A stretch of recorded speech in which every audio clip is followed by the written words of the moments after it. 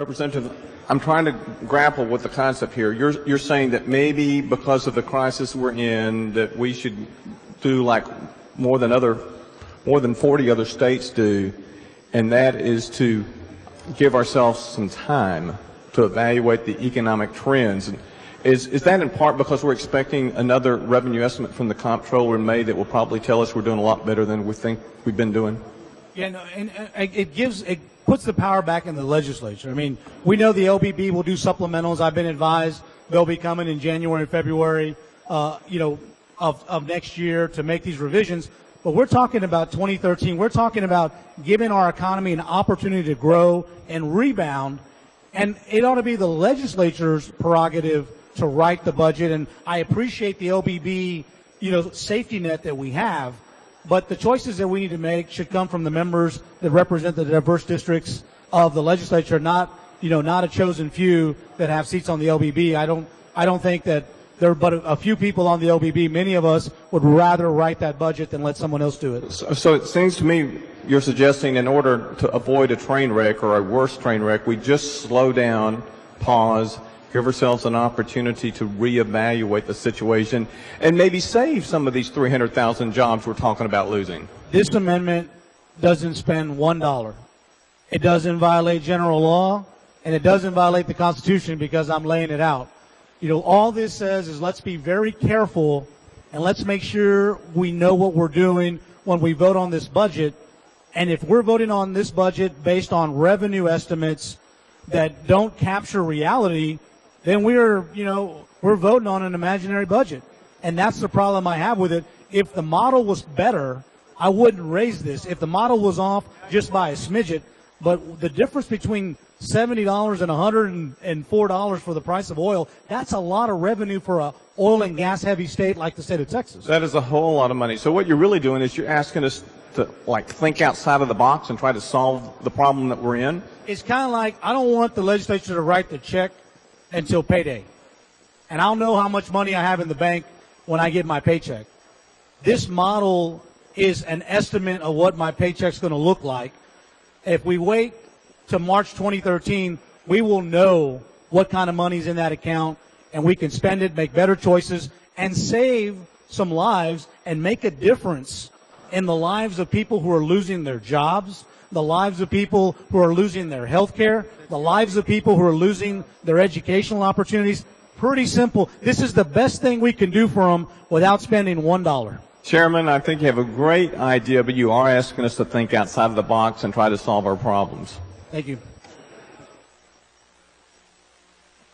Mr. Murphy, for what purpose?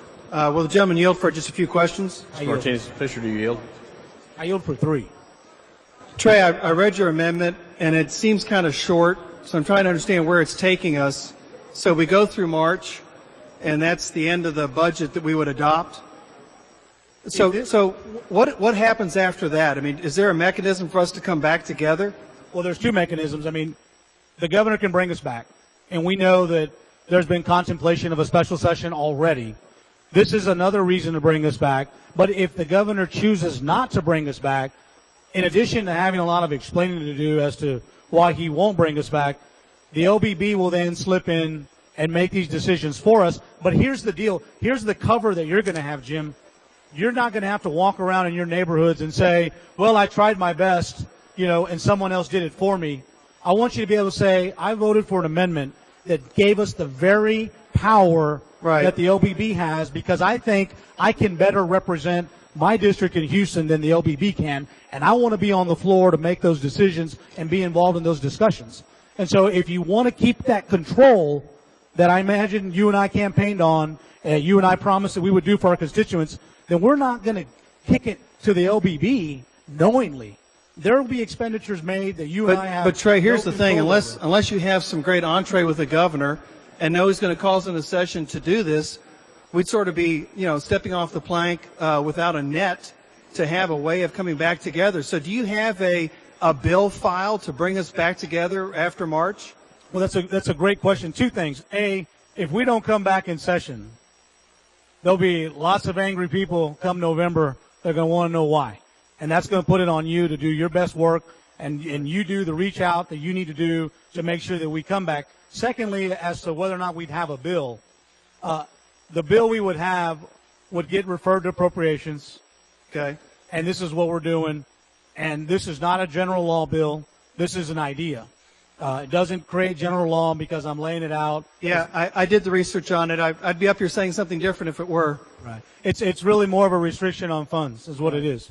And so, like, I applaud the hard work that the OBB does, but we know the model is wrong. You know, like the difference between being knowingly doing something and intentionally doing something and maybe being negligent.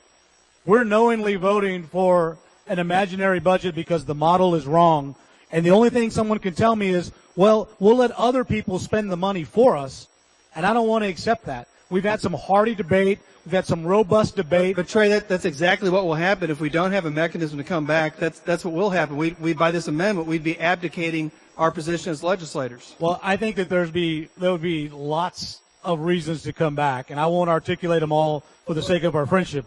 But Well, I think you and I can agree Yeah. that not bring people back with money in the bank and a robust economy and months of oil and gas taxes and revenues at $104 a barrel. We haven't even hit driving season. Representative Sheffield raised a point of order. The gentleman's time expired. Point of order is well taken.